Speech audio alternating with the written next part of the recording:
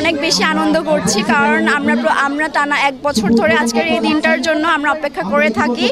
আজকের দিনটা হচ্ছে আমরা জলকেলি অনুষ্ঠানের মাধ্যমে পুরোনো বছরের যত দুঃখ কষ্ট আছে সবগুলো মুছে দিয়ে আমরা আজকের এই দিনটা জলকেলি অনুষ্ঠানের মাধ্যমে বরণ করে নিই। আর আমরা চাই প্রত্যেক বছর যাতে আমরা এরকমভাবে উদযাপন করতে পারি, ছোট বড় সবাই মিলে আজকের দিনে আমরা অনেক বেশি আনন্দ করব, এইটুকুই।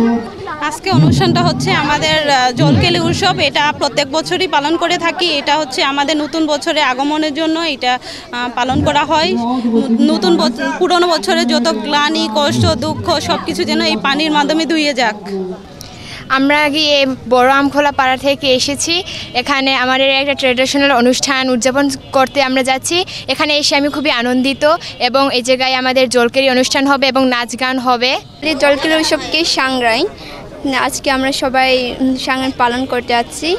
এই অনুষ্ঠানটা দেখে আমার খুবই ভালো লাগতেছে। জীবনের প্রথম আমি এই টাইপের এরকম ধরনের অনুষ্ঠান দেখতেছি। তাদের সংস্কৃতিটাকে দেখতে আমার খুব ভালো লাগতেছে। তাদের বিশেষ ধরনের পোশাক পরিধান, তাদের আচার, তারপর হলো তাদের গানের তালে তালে নাচে, তাদের গান, তাদের নাচ, তাদের পোশাক পরিধান সব কিছুই সংস্কৃতি দেখে আমার অনেক ভালো লাগতেছে। আমি খুব উপভোগ করতেছি এই অনুষ্ঠানটাকে। দেশে তারা 1784 সালে প্রবেশের পর থেকে প্রতি বছরই এই অনুষ্ঠানটি করে থাকে।